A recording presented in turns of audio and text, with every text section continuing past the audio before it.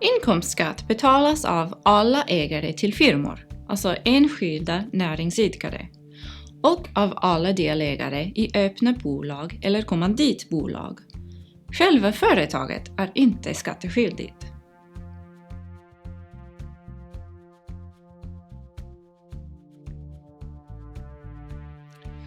Både firmor och personbolag behöver upprätthålla en bokföring som separerar företagets ekonomi från ägarnas privata ekonomi.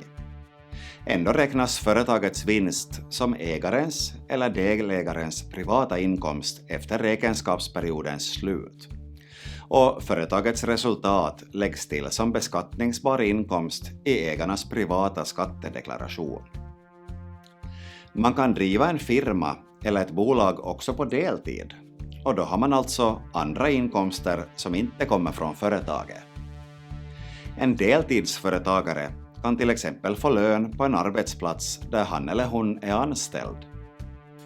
Om en deltidsföretagare tjänar till exempel 30 000 euro per år i lön och från sitt eget företag tar ut ytterligare 10 000 euro i vinst, så slås de här två summorna ihop till den totala beskattningsbara inkomsten 40 000 euro per år.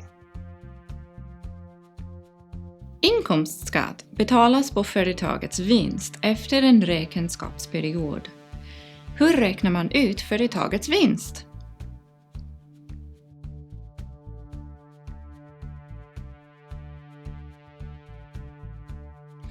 Företagets vinst räknas ut med hjälp av resultaträkningen. Vinsten är den summa som blir kvar då man räknar bort alla kostnader från intäkterna.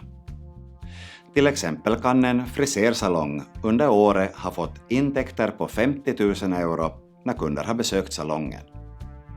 Under samma år har det uppstått olika kostnader som till exempel hyra för frisersalongen, uppvärmning, utrustning, olika hårdmedel till en kostnad av 20 000 euro.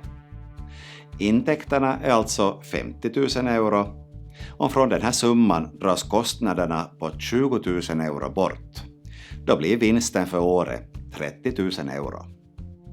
Kostnaderna sänker företagets vinst, vilket i förlängningen innebär att företagaren kan betala mindre skatt, eftersom det endast är vinsten man betalar skatt på.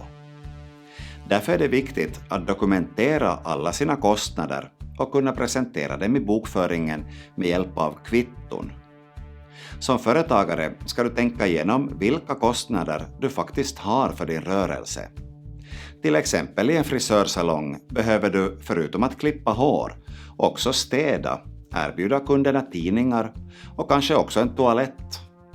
Det betyder att du till bokföringen ska lägga kvitton för städutrustning, tidningsprenumerationer, handdukar, WC-papper och så vidare. Det här kallas för att göra ett avdrag. Du drar alltså av kostnaderna från intäkterna. Om kostnaderna i bolaget är större än inkomsterna går företaget med förlust, och då behöver du inte betala någon skatt. En del av inkomsten i en firma eller ett personbolag är förvärvsinkomst och en del är kapitalinkomst. Vad betyder det här i beskattningen?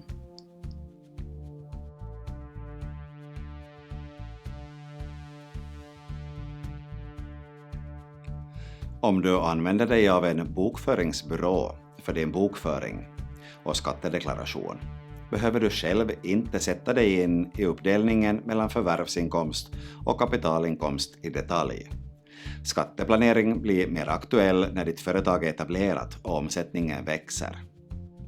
Kort kan ändå sägas att förvärvsinkomsten är den del av bolagets vinst som härstammar från ägarens arbete i bolaget. Och den beskattas progressivt, alltså enligt en högre skatteprocent ju högre summa det handlar om. Om ägaren väljer att inte ta ut sin vinst från företagets bankkonto, eller om det finns annan egendom som bolaget äger, beskattas en viss del av vinsten som kapitalinkomst.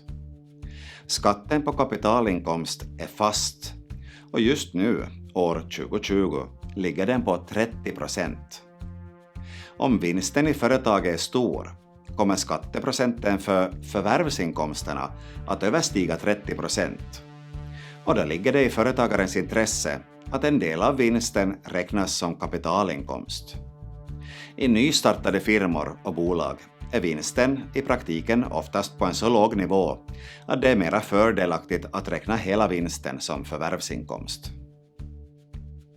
Reglerna för den skattemässiga uppdelningen av inkomster i förvärvsinkomst och kapitalinkomst är mycket komplicerad.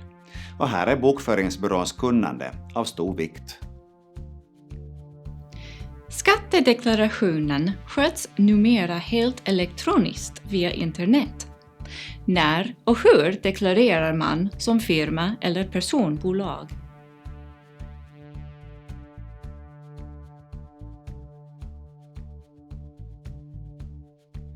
En firma eller ett personbolag ska oberoende av räkenskapsperiod lämna in sin skattedeklaration på våren efter skatteåret. Det här beror på att företagets resultat ska adderas till den privata skattedeklarationen och den görs alltid på våren. Inkomstskattedeklarationen ska göras på skattemyndigheternas elektroniska tjänst som heter Min skatt och den finns på skattemyndigheternas hemsida. För att kunna lämna in din skattedeklaration elektroniskt behöver du kunna identifiera dig med personliga koder.